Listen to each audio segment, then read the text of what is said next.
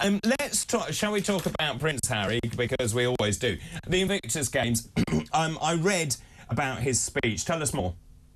Well, yes. I mean, when you look at the whole week, I think he can say that he's done a terrific job. And the Invictus Games, and with Meghan, they did what they set out to do: make sure that it was given plenty of prominence. They do attract a great deal of interest, whatever they do, and obviously even more. But it was quite moving, his speech to wrap up the Invictus Games, when he alluded what bagpipes meant. And there was this lovely story about one of the people who was at the Invictus Games suddenly finding a way. Bagpipes, he used to basically play the bagpipes every time something, there was a death of a soldier. And he then in the end found he couldn't play the bagpipes. But luckily, he's found a way to reconnect with the instrument that meant so much to this particular soldier and play again. And I think you can actually, that's what the Invictus Games is all about. People moving on and finding a way to deal with the sort of horrors of what they were involved in, wherever it was in the world, and actually moving on. And I think that's what he was alluding to in his speech, about being in the present. You move on.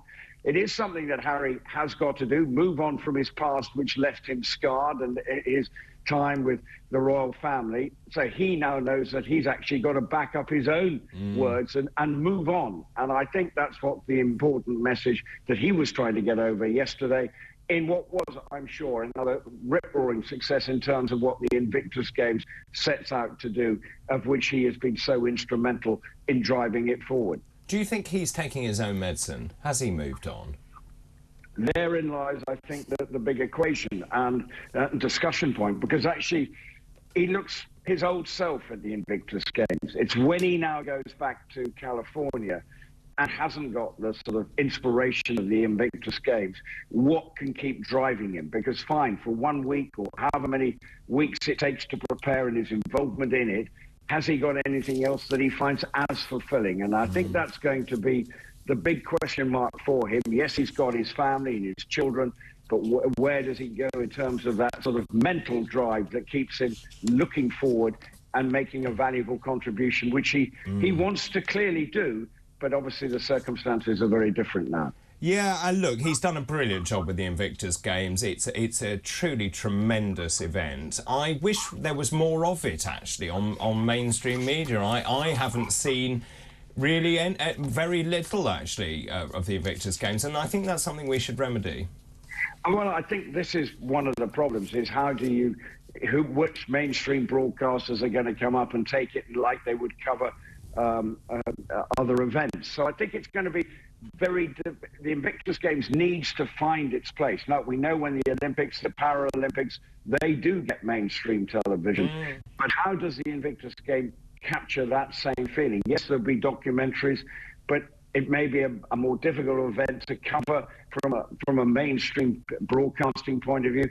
I'm just pleased, though, that people are talking about it and that the participants are actually getting the value that they wanted out of it, and they're coming together. Whether it quite gets the sort of draws the wider public in as much as it should, then that is a debate going forward. But I think Harry and Meghan can be very pleased with the way they've gone about ensuring that the Invictus Games is at least discussed during the time it's been taking place. Absolutely. Oh, I saw a very jolly picture of the King. I think he was watching the races, wasn't he, at the St Leger?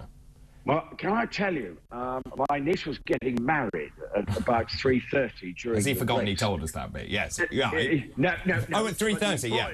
Yeah, when the race was being run. It's a bit of a racing wedding. I can assure you there were certain people, as the bride was walking in, going, God, is the King going to win? Is the King going to win? Yeah, which is, well, anyway, but what I can say, we do that, but we love my...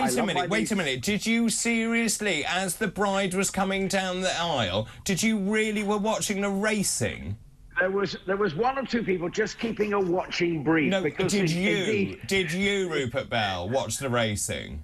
No, I concentrated on my niece. But as one of the people in the audience was one of the King's trainer's son, I think he had every right to be watching but it was... No, and bearing in mind, niece comes from a racing family as well. So, anyway, that is not what we're here to talk about. We're here to talk about the fact that the King finished third with his horse Desert Hero, went to Doncaster himself to watch it, flew down from Scotland with the Queen, and had, by all accounts, a magnificent day watching the horse. And the horse now actually might go to Australia to run in the Melbourne Cup. So there you go. There's a little insight into a wedding, a Bell wedding. Horse racing always to the fore.